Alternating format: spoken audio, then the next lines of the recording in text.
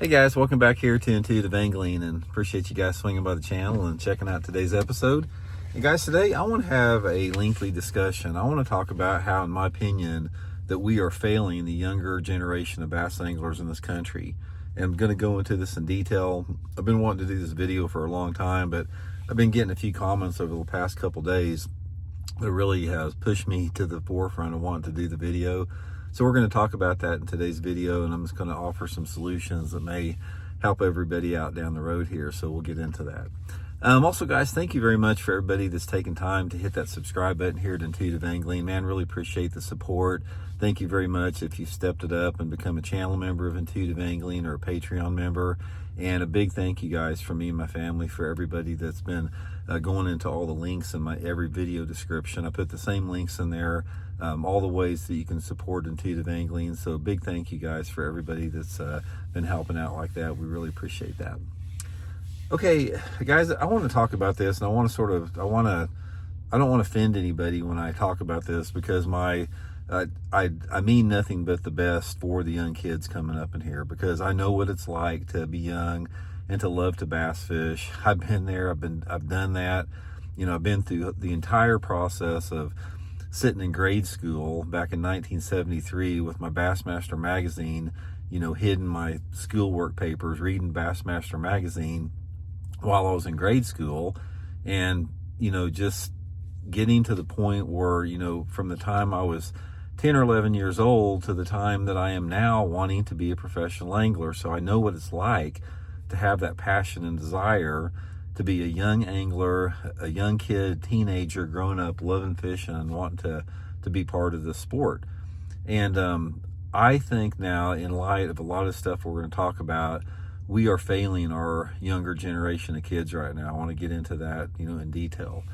I get a lot of you guys, you know, you're very well in my stance on technology and fishing, and the fact that there's a big income disparity in fishing.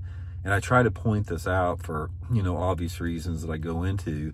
But one of the things when I do this, I get occasionally, on a pretty regular basis, I get messages from parents that some of them are very supportive in what I'm saying, and some of them are offended by it. Like, the common one I get, it's like, oh, Randy, it's like we're getting more kids into fishing now because they're video gamers, and this is getting them interested in sport, and it gives them a shortcut into it. That's really what I want to address in this particular video, because if you're one of the parents out there, and again, I don't mean to make you feel bad about this, I'm just giving you my opinion.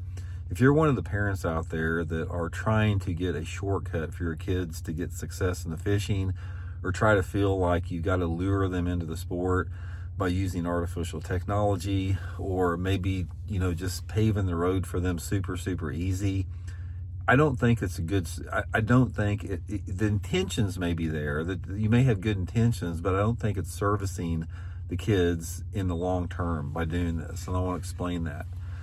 First of all, I've had a chance to be involved in high school and college fishing for quite a while now, on different levels with that. I've been involved with it. And there's been an evolution in the sport of college and high school angling ever since it started, because I got started in it when it was just off the ground. And I actually started a bass club at Parkwood High School in 1978, when nobody ever knew what a bass club was in a high school. We had a fishing club in high school, in my Parkwood High School, that I started. So I know what it's like to be young and wanting to be competitive.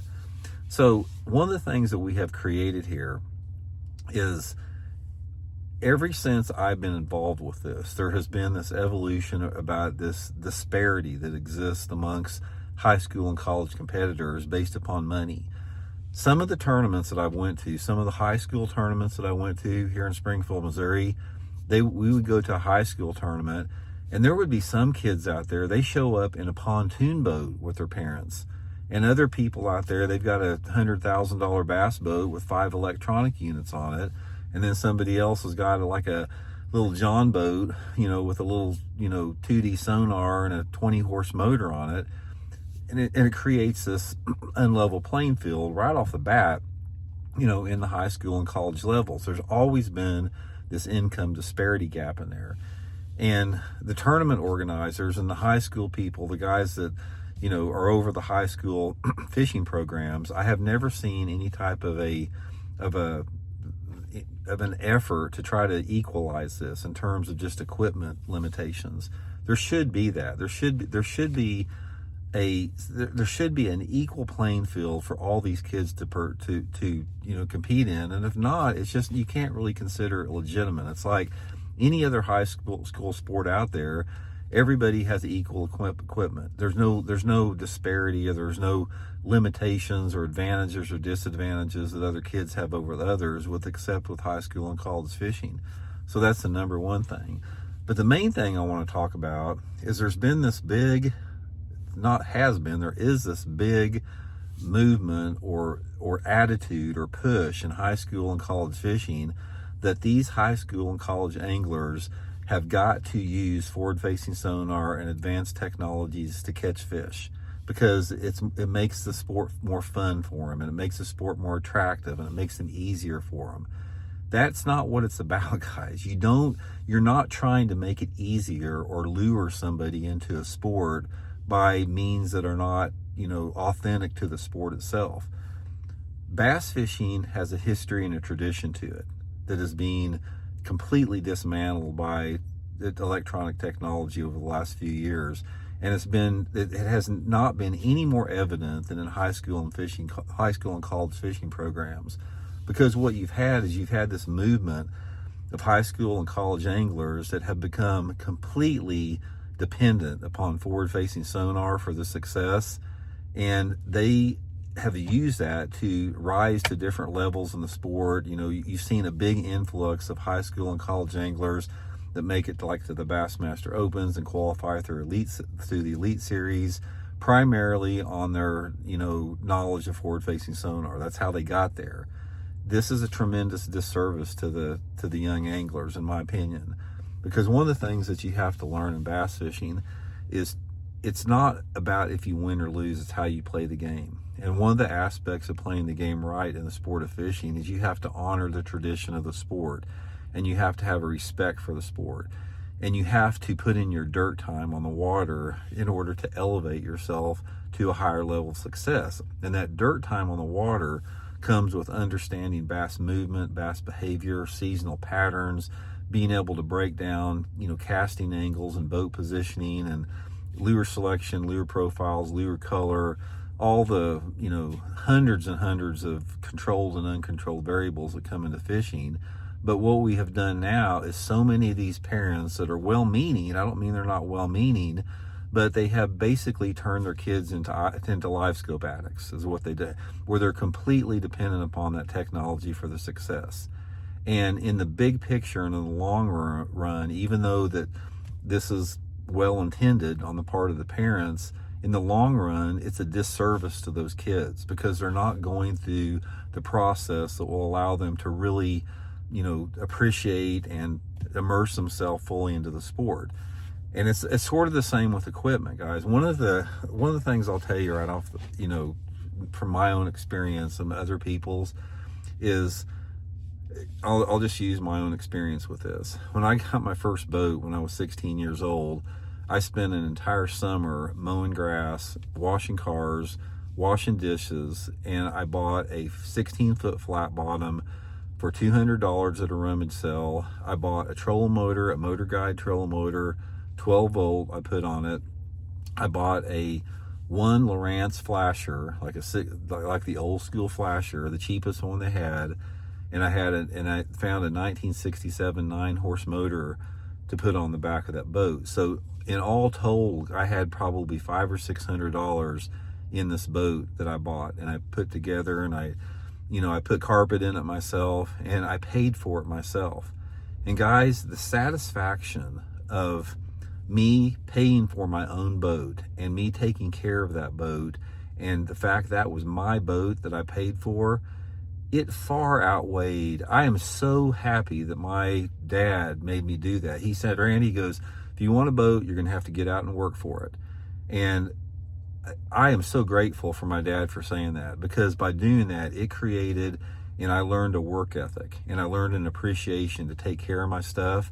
I don't see that now, guys. I see and again, I think parents they're trying to be well-meaning by doing this, but I see so many parents that just give their kids whatever they want in high school and college. They let them have these $60,000 boats to fish out of, $200, $300, $400 rod and reel outfits that they buy for their kids. And I just think, here again, this is my own opinion, I don't think that is a good thing for the kids in the long run. I don't think that teaches them gratitude and appreciation, like it was for myself and other kids in my own generation out there. That's one thing with it. I see that a lot. And I don't know, guys, it's just like, it's sort of been a transformation in the sport to that, which hasn't been a good thing. And I just want, more than anything else in this sport, I want people to love it and appreciate and have a tremendous amount of gratitude for it, and really be take on the responsibility of being a caretaker of the sport. And so much I see right now, as far as a lot of the younger generation of anglers, they don't have that. They don't know who won the Bassmaster Classic in 1983, or they don't have any knowledge of who Ray Scott or Forrest Wood or Jerry McInnes or Ray Breckenridge or any of the people, the predecessors, that they're standing on those guys' shoulders. They just don't know anything about it. And again, the main thing about it is they are just completely dependent upon forward-facing sonar for their success. And I hear a lot of people say, "Oh, Randy, they'll kick your butt with or without forward-facing sonar." That's not true, guys. You can't have forward-facing sonar if you're a 16 or 18-year-old kid that goes out and you got your live scope and you got the latest and best technology and you got a tackle box full of jig head minnows, and that's your game, and you do that every single tournament. You cannot say that you can compete against somebody that has a mastery of seasonal patterns and movements of fish that has been learned over decades and decades of incorporating that knowledge into every different seasons and seeing the variations in the season. You can't do that. And as professional anglers, if that's what these kids are wanting to do, if they're wanting to be tournament anglers, they should be the best of the best, and they should not have to have this equipment to help them catch fish. And this is one of the biggest insults to the sport, that again, parents are well-meaning, but at the same time, they're well-meaning, but they're in my opinion, they're harming their kids by doing this in a bigger way. Is that you can't take shortcuts to do this. It doesn't work out in the bigger picture. And I see it just all too prevalent now. And it's like, I just think it's a disservice to the kids in a long run. It's like they are not well-rounded in terms of what should be a professional angler. As being a professional angler, like I said, you shouldn't need that technology to tell you where those fish are at. If you're a true professional angler and you are set aside in the upper 1% of anglers on any sport that is professional, you should not have to have this crutch like forward-facing sonar to help you catch fish, because forward-facing sonar and the advancing technology that is above that, it is designed to turn that unit on and show you where the fish are at, and show you the mood and behavior of the fish, and show you how the fish is reacting to your lure, show you where you should cast the lure, show you where those fish are going. And it takes the art form of bass fishing away. And that's what's happening to today's generations of high school and college anglers. They do not have a mastery of the art form of bass fishing. They have a mastery of forward-facing sonar. And yeah, I'm not saying they can't pitch a jig by a boat dock, or I'm not saying they can't throw a frog over a grass mat and catch one, or I'm not saying they can't catch a limit of bass, throwing a swim bait down a bank with no forward-facing sonar on. Anybody can. I can take somebody that has never even seen a bass in their life, and I can spend a whole day with them and teach them how to cast and show them where to cast, and they can do that stuff. But that's not what we're talking about. We're talking about being able to go out on a body of water and say, hey, look, the water temperature is 65 degrees. The wind's blowing 10 miles an hour. It's partly cloudy. The barometric pressure is rising. The water level is 3 feet above normal. And give them that input, and based upon their knowledge of seasonal patterns and movements of bass, decide what is going to be the best area of the lake with the best techniques. But now what we've done is we have relegated the sport specifically amongst high school and college anglers to get out there in bass boats that are just that there's no way a 16 or 18-year-old kid can afford on their own, and turn on a piece of electronic technology that costs more money than, any boat I had up until I was 25 years old, and compete in college, high school level tournaments. So here's what needs to happen, guys. I want to turn this around. First of all, the high school and college programs and coaches, they need to band together and make forward-facing sonar illegal in high school and college tournaments. That's the best thing that they could do for those kids, because that would force those kids to learn the basics of bass fishing and the fundamentals of bass fishing, and have an understanding of the seasonal patterns and movements of fish. Right now, the coaches and everybody that sets the rules in these high school and college tournaments are doing these young kids a disservice by giving them that crutch of forward-facing sonar. And it goes on up to the bigger levels too. But it's like anything else. We can stop this. It can stop with the high school and college programs not allowing it. It can stop with the tournament organizations not allowing it. And then you can get back to the true art form of what bass fishing is. It's sort of the same thing, guys. Let me use this analogy that I use. Let's say, for example, I was on the high school golf team. I was on the varsity golf team for 4 years. And, we had a little cheap municipal course in Joplin, Missouri that didn't cost, it was like a goat farm, but I learned how to golf there.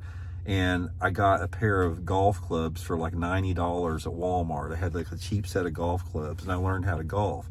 But let's say, for example, that I was learning how to golf as a 16 or 17-year-old kid.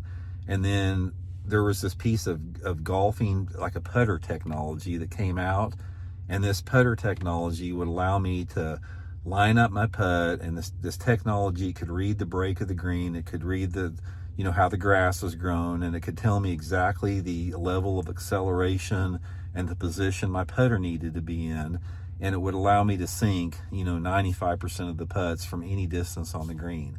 But let's say this technology, this putter cost $5,000 or something like that. And then all of a sudden, all the high school golf, everybody that was on my high school golf team, half of them had this putter because they could afford it. And the other half of the team didn't have the putter because they couldn't afford it. And the guys that had the putter that could afford it just kicked everybody's butt from the kids that didn't have that putter.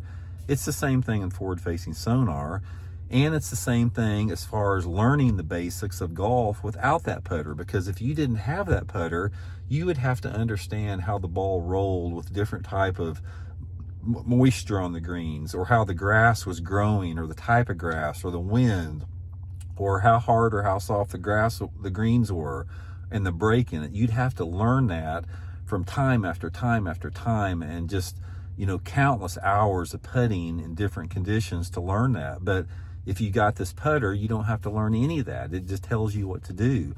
That is effectively what's happening with the kids now in the high school and college fishing programs with forward-facing sonar. So again, guys, if you're one of those parents that you want your kid to have the best rod and reels and boats, and you want them to do good, and they have to use forward-facing sonar, I understand wanting your kids to be successful, because I have kids myself and I understand that. But there's a point of which where the attitude that you have like that about your kids is actually a disservice to the kids in the longer run, in the bigger picture. And again, I'm not trying to make you feel bad if you're one of those parents. I'm giving you my opinion from the experience that I've had of been in this sport for 50 years and dealing extensively with high school and college fishing and dealing extensively with young anglers. I'm just telling you, the right way to do it is to not bring them up with technology. Make them pay for their own stuff. Make them get out and work to pay for it, because the appreciation and the ethic and work ethic that they gain from that, it is a life lesson that will stay with them their entire lives. So anyway, guys, I wanted to throw that out there, my 2 cents on the thing. And anyway, hope you're well. We'll talk later.